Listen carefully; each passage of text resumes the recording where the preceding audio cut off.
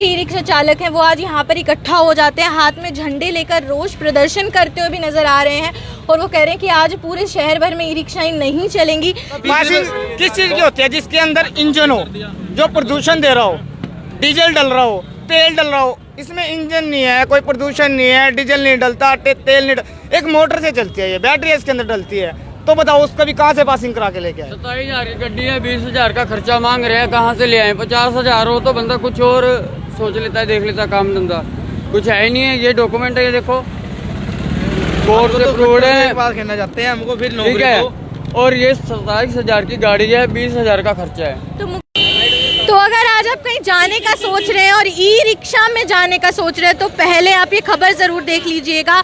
जितने भी करनाल के ई रिक्शा यूनियन के लोग हैं वो सब आज ई रिक्शा नहीं चलाने वाले हैं, बल्कि इसी के साथ साथ हाथों में झंडे लेकर सड़क पर जितनी भी ई रिक्शा सवारियां लेकर जा रही है उनको रोक के एक तरफ लगाया जा रहा है। रोष प्रदर्शन इन सबके द्वारा यहाँ पे किया जा रहा है, जिसके दो मुख्य कारण सामने आए हैं। पहला ये है कि पुलिस के द्वारा लगातार बेहद ही ज्यादा चालान ई रिक्शाओं के काटे जा रहे हैं। कल यहाँ पर सेक्टर 12 में संडे मार्केट लगी हुई थी और वहाँ पे भी बहुत सारी सवारियाँ जो है ई रिक्शा के माध्यम से पहुँचती है, लेकिन बहुत ही ज़्यादा अधिक राशि के इनके जो है चालान काटे गए। उसी के अलावा इनका ये भी कहना है कि रोड टैक्स जो है वो ई रिक्शा वालों से बहुत ही ज़्यादा लिया जाता है। और क्या कुछ कारण है क्यों ये रोष प्रदर्शन किया जा रहा है, उसके लिए एक बार इन्हीं से बातचीत करेंगे कि आखिर क्यों इस तरीके से। आप देख सकते हैं सारी की सारी ई रिक्शा एक लाइन में साइड पे लगा दी जाती हैं। जो भी सवारियां लेकर ई रिक्शा आ रही हैं उनको भी यहाँ पे रोक दिया जाता है। सभी ई रिक्शा चालक जो है वो सेक्टर 12 में इस तरीके से झंडे हाथों में लिए इकट्ठे हो जाते हैं। तो क्या कुछ कारण है इस तरीके से रोष प्रदर्शन करने की? बात है, हम चाहते हैं कट्टर सरकार, हमारी सरकार आए दोबारा, हमारे करनाल के अंदर हमारी सरकार आए, बढ़िया बात है, हम खुशी है। हमको हमारे पे रोड टैक्स लिया जा रहा है, पासिंग लिया जा रही है, वो मैडम जी कहाँ 25,000 रुपये गरीब बंदा भरेगा। हम तो चाहते हैं इस पर लाइसेंस नहीं है, इस पर कार्रवाई करो। इस पर लाइसेंस है, इसका बिल्ला लगन दो गड्डियों पे। इस पे आरसी है, वो 2 नंबर की गड्डी, इसकी गड्डियाँ बाउंड करो। इस पे आरसी ले रहा है अपनी गड्डियों की, इस पे आरसी पे लाइसेंस भी है, इसकी गड्डी का बिल्ला लगन दो। नाबालिग कोई बच्चा चला रहा है बाजार के अंदर, इसकी गड्डी बाउंड करो। मतलब लाइसेंस और आरसी होने के बावजूद भी चालान काटे जा रहे हैं, रोड टैक्स भी पासिंग मांग रहे हैं। अब पासिंग बताओ, इसकी पासिंग भरते हैं। मैडम एक छोटी सी बात, पासिंग किस चीज की होती है? जिसके अंदर इंजन हो, जो प्रदूषण दे रहा हो, डीजल डल रहा हो, तेल डल रहा हो। इसमें इंजन नहीं है, कोई प्रदूषण नहीं है, डीजल नहीं डलता, तेल नहीं एक मोटर से चलती है, ये बैटरी इसके अंदर डलती है। तो बताओ उसका भी कहाँ से पासिंग करा के लेके आए? 27,000 की गड्डी है, 20,000 का खर्चा मांग रहे हैं, कहाँ से ले आए? 50,000 हो तो बंदा कुछ और सोच लेता है, देख लेता है काम धंधा। कुछ है ही नहीं है। ये डॉक्यूमेंट है, ये देखो कोर्ट से अप्रूव्ड है, बात कहना चाहते हैं हमको फिर ठीक है।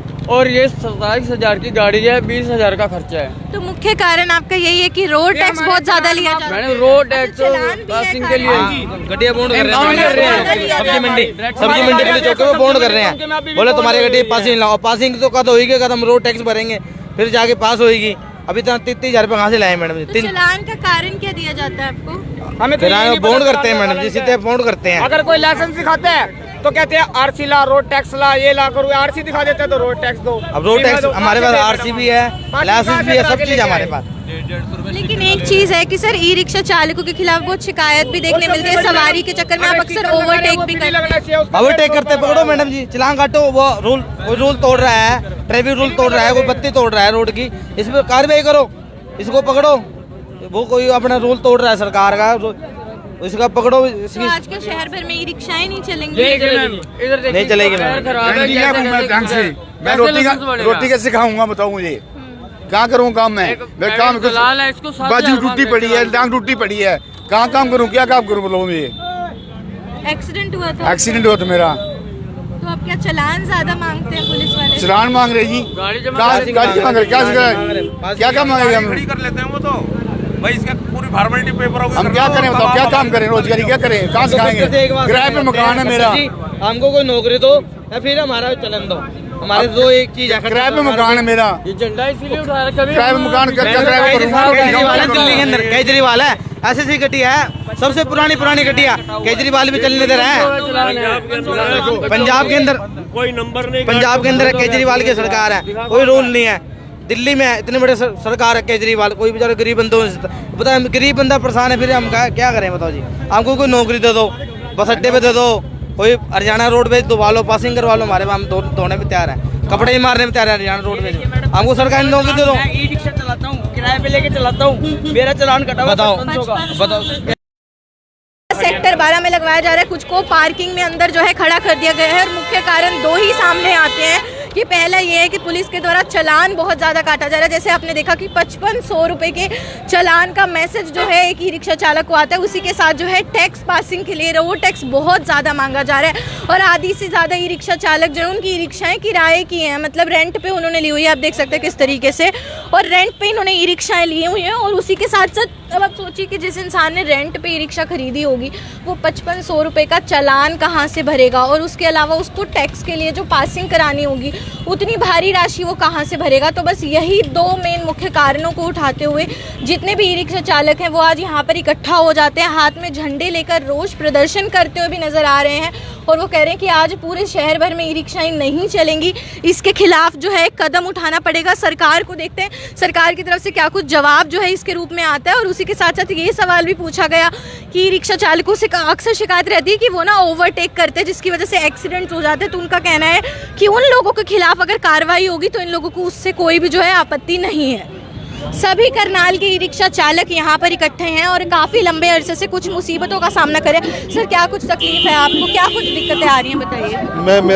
मैं हैंडीकैप हूँ, मेरा 100% है, मैं रिक्शा चलाने से अपना गुजारा कर रहा हूँ। मैं बताऊँ मेरा लाइसेंस कहाँ से आएगा, कौन बनाएगा, इसीलिए सरकार कह रही है बिल्ले लगाओ ये वो। बताओ कहाँ से करूँ, मेरा कोई लाइसेंस बनाएगा ही कोई, फिर बताओ क्या करें। गरीब आदमी, कहीं नौकरी नहीं है, क्या करें। बच्चे भी हैं। हाँ जी, सारे घर में परिवार वाले जितने भी हैं, कोई नौकरी भी नहीं देता, बताओ क्या करें। कितने समय से ई रिक्शा चला रहे हैं? मैंने 1 साल हो गया चलाते हुए। और कभी आप लोगों को ऑर्डर निकला कि आप लोग नहीं, कभी नहीं, अभी हुआ है ये अभी हुआ है कुछ ही दिन पहले। बस अभी 2-4 दिन से ही तो ज़्यादा हो रहा है। चालान भी कट रहे हैं। हाँ, चालान भी कट रहे हैं बहुत ज़्यादा। बिल्कुल आप लोग देख सकते हैं कि सभी लोगों के परिवार हैं। जी बताइए। विकलांग है ये मैम, इस लाइसेंस कहाँ से बनवा सकते हैं? ये 4-4 इनके बच्चे हैं, क्या कर सकते हैं ये बताओ। ये अपने बच्चों का गुजारा कैसे कर सकते हैं मैडम? ये देखो आप, यानी ई रिक्शा वालों के ऊपर इतनी फॉर्मेलिटियाँ थोप दी हैं कि वो असमर्थ है सारी फॉर्मेलिटी पूरी करने में। और अचानक से ये कदम उठाया है सरकार ने। अगर इसका कोई भी वो नहीं निकला तो भुखमरी की नौबत आ जाएगी।